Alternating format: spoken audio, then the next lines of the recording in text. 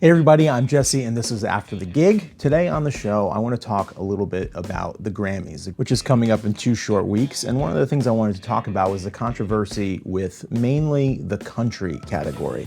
Country has evolved so much over the last handful of years and especially came to a head or a little bit of a turning point last year when Beyonce won the Best Country Album, which turned into a huge controversy. So I just want to talk a little bit about how the Grammys are voted on, how they're judged, and how I think this year's changes might bring a little bit of hope to some legitimacy of the Grammys that they've lost over the past few years. Things have gone from a highly politicized environment because they're not voted on by the audience. It's not based off of numbers, streaming numbers. It's not based off of any kind of measurable thing. So we'll talk about that a little bit and mainly stick to the country category. Last year, we'll use this for an example, Beyonce's album was largely ticketed or looked at as a country record because she was wearing boots, she was riding a horse on the cover, she has a cowboy hat, she's using they used some country production things in the album, very minimal, very in my opinion, and I'm trying to keep my opinion at bay in these things, there was nothing really all that country about that album, which is why I think the Grammys did what they did, which was they split the categories into country album and I think traditional country album. So last year's country album, I'll look at my notes here. The nominees were Beyonce for Cowboy Carter, Casey Musgraves, Deeper Well, Chris Stapleton, Higher, Lainey Wilson, Whirlwind, and Zach Bryan, The Great American Bar Scene. And the winner was Beyonce. So out of all these artists, obviously Beyonce sticks out as not a country artist or not a country artist in the traditional sense. So what do we think of as country? It's changed over the years. You think of the early days of Willie Nelson, Merle Haggard, and all of these different traditional country stars that are singing about stories and their lives and all these different types of things. And it's very rooted in tradition. And later, I'd say in the early 2000s, it changed. You hear the term bro country, where there's lots of artists talking about beers in my truck and going to work. And, it's very working class, very blue collar country music. And then it developed into a real, like fancy country, this like high class, like super expensive trucks. It's almost like country did merge with hip hop in a way. So it's about lifestyle and those kinds of things. So it changed over the years. But where you have these artists like Casey Musgraves, who I think is just, an artist at her core, and you have artists like Chris Stapleton, amazing songwriter, incredible performer. And Chris Stapleton is one of those people where he sounds country, but it's not, his production doesn't always come off like country. So it's the look and everything, but it's a fine line there. He's what I would describe as more of a modern tradition. That sounds weird, but like traditional modern country. Is that a thing? But, and then Lainey Wilson, Zach Bryan, they're just, Zach Bryan's album called The Great American Bar Scene. But when you think about this, you really can't have all of these, you can't have traditional country music and country writing and country style production competing with pop country or new age or modern country or bro country, as they call it. And then when you have Beyonce and like the whole hip hop country meeting, then it's this whole evolution of a category. And evolution of categories is not weird as far as the Grammys are concerned. Like, music is subjective. they constantly change the music, the taste, pop culture changes from what was pop in the 30s, and then what it became in the 40s and 50s, and then what it was in the 60s and 70s, 80s, and then now it's like what even is. It's a mishmash of everything, and it's part of the culture. So that's why I think it was so important that the Grammys separated these categories this year. Now, not to get too into the weeds here, but the Beyonce win, when it happened, I remember being like, how this is a joke.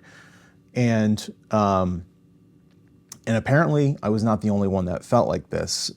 It wasn't about, it's not about her talent. It's not about who she is as an artist. It was a fantastic album. It's about where it lands and the fairness as what is called country. Because many people pointed out that the language, the phrasing, the production choices were all basically rooted in pop and R&B, which is true. It's not that Beyonce can't or shouldn't make a country record. She can make whatever music that she wants because it's going to be good the majority of the time. But the definition of the thing, it probably shouldn't have been there and definitely shouldn't have won. But it's like, when you have an artist that has other artists and big, powerful people in the industry standing up for her when she loses awards at these things, there's pressure there. And since people are voting for this thing as peers, it tends to not be very objective. It's very subjective. So while conceptually her album was country leaning, in the actual album, in the music, in the execution of it, it was pop or R&B. So now this year, 2026, they are making a structural change to the category, and they split the category into two. So it's Best Traditional Country Album and Best Contemporary Country Album. So for me, I think it's a good step. I think it's a step in the right direction, but can be a little bit of a slippery slope. Like, now is contemporary country album is like, what's that going to look like? Like, what is that category going to look like? It's going to be insane. You're going to have so many different artists, almost like a power vacuum, looking to get this award and looking to get notoriety in this category.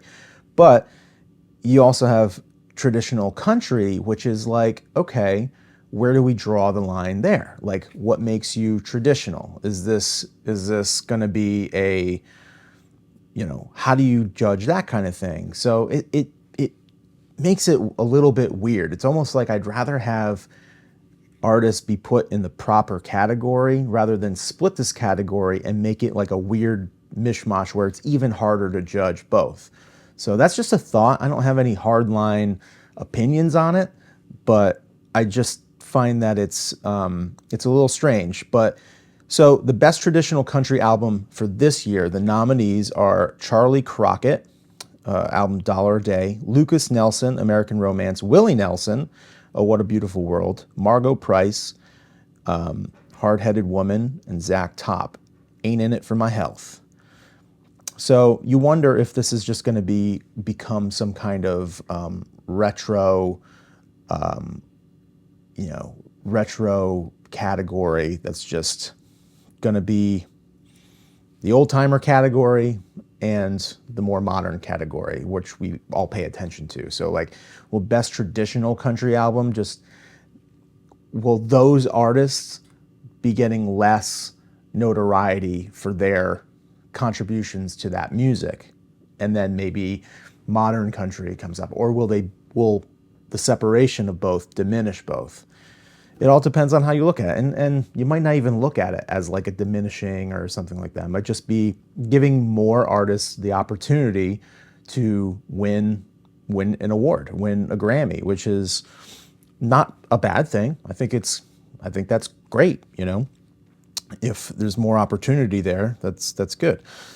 So it says that the traditional country category, it's going to lean more into classic country structure, storytelling, band forward arrangements, and lineage-based sound. So that to me means dudes or ladies playing all their instruments in a room, recording that way, and with traditional instruments. So you're going to hear banjos, fiddles, and more acoustic instruments. You're not going to hear drum machines and samples and things like that.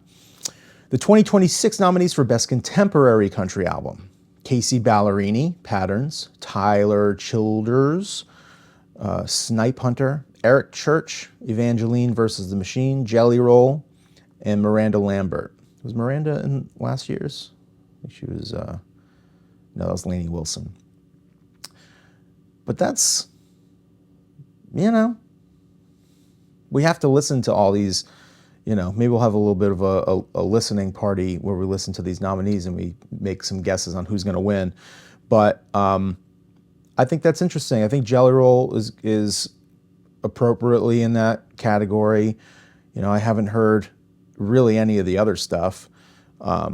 So I think it kind of reflects modern country as this like big tent, like it's a more big sound, more like epic, more, that kind of thing, like bigger mainstream production. So think of traditional country as a scaled back, stripped down production, and think of mainstream modern country as like more of a bigger production, more sounds.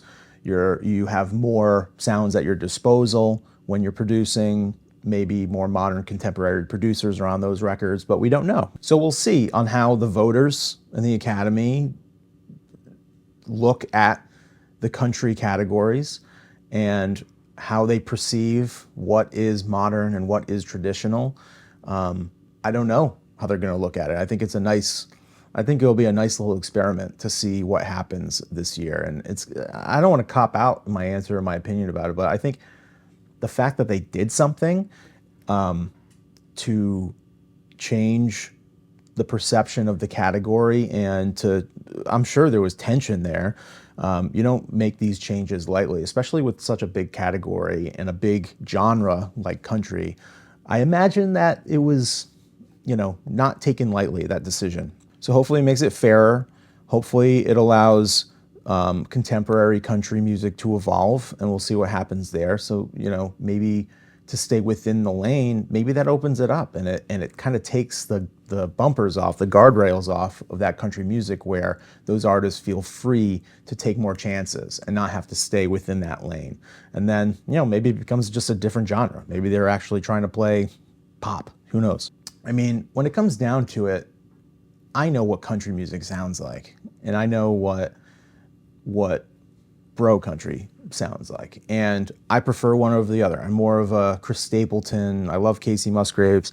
I love that stuff. I don't like that big grandiose, we're all going to go to a stadium and put our boots on for the only time that we're going to wear them that year, and we're going to go out and drink a bunch of beers in a parking lot. And I'm not saying that's not fun. Like I'm not